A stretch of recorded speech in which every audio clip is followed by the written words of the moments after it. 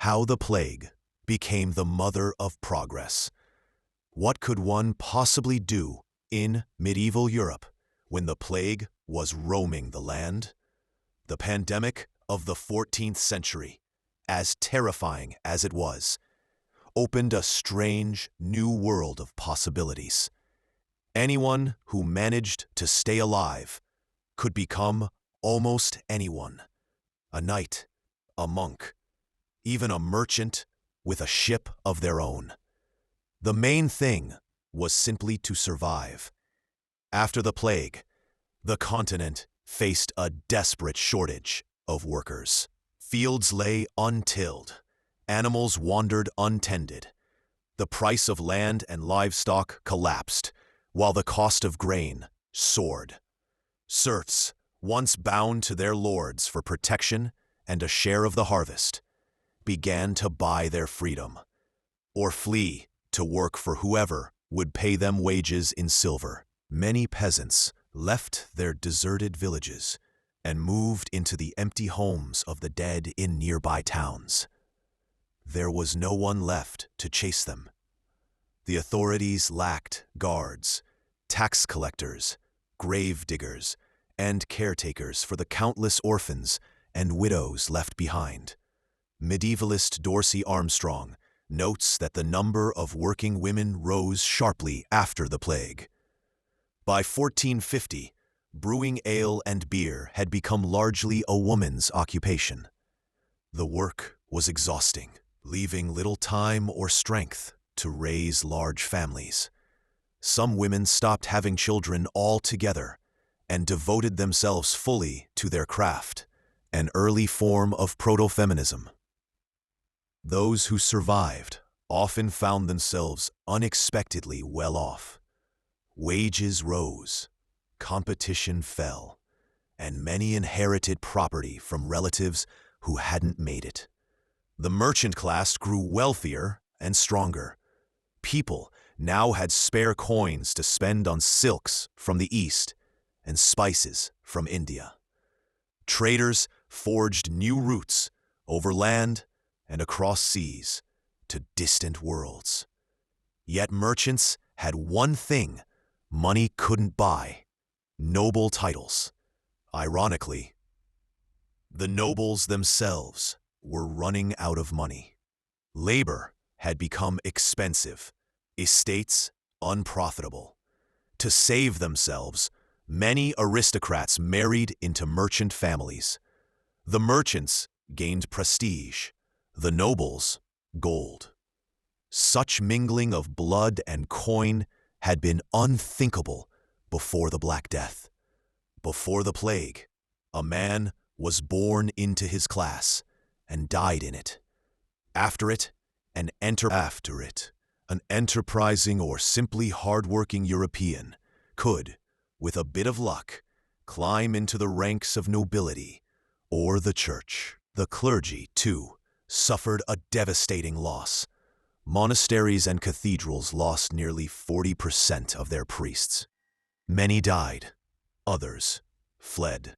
The church tried to fill the gap with the young. Monks could now take vows at 15 instead of 20. Priests were ordained at 20 instead of 25. The result, historian Norman Cantor writes, was a flood of inexperienced and poorly educated clerics. But even that wasn't enough. Anyone willing to don the robe was welcomed, whether or not they truly believed. The church still grew richer. People donated treasures and money in hope of salvation. But its authority weakened. The idea that the plague was a punishment from God began to feel hollow when his representatives failed to help. In this crisis of faith, mendicant orders, wandering friars like the Franciscans, gained popularity. They traveled from town to town, praying, preaching, and caring for the poor.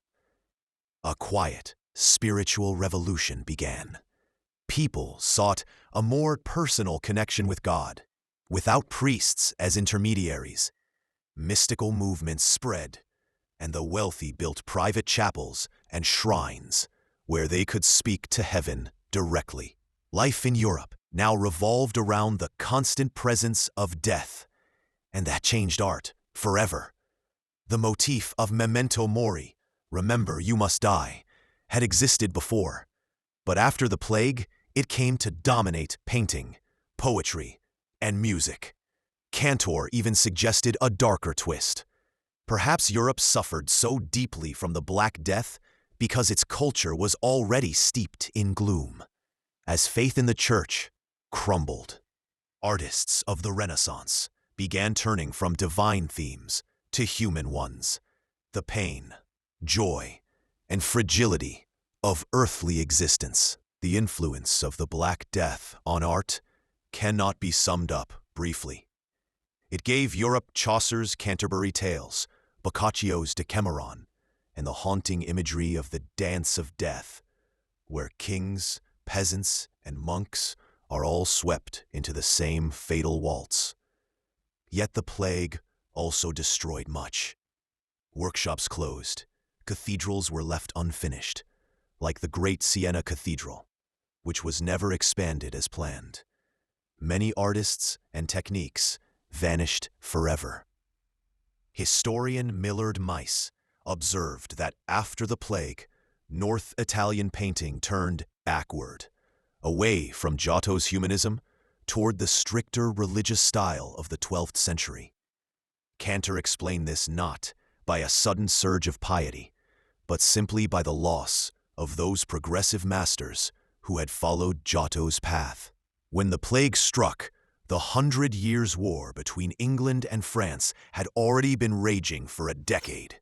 France had 3 times more people, but England had a better tax system, an army of free men instead of feudal lords, and a fearsome new weapon, the longbow. The Plantagenets might have conquered France entirely had it not been for the plague. England suffered the worst. It took the kingdom 150 years, until around 1500, to regain its pre-plague population of 6 million. King Edward III was left without an army or taxpayers. His daughter Joan, en route to marry Pedro of Castile, died of the plague in Bordeaux, ending hopes of an Anglo-Spanish alliance. France recovered, and decades later, with Joan of Arc's help, drove the English from the continent. The end of the 100 Years' War in 1453 is often seen as the twilight of the Middle Ages. The bubonic plague itself did not end an era, but its bacteria infected the body of medieval civilization. Soon the symptoms appeared.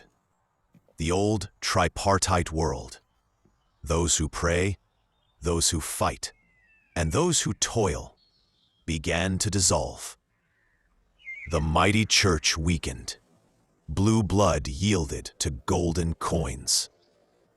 But those who survived gained something precious, the chance to rebuild their world anew. Some set sail westward on caravels, leaving the old world behind. And there, beyond the horizon, a new one began.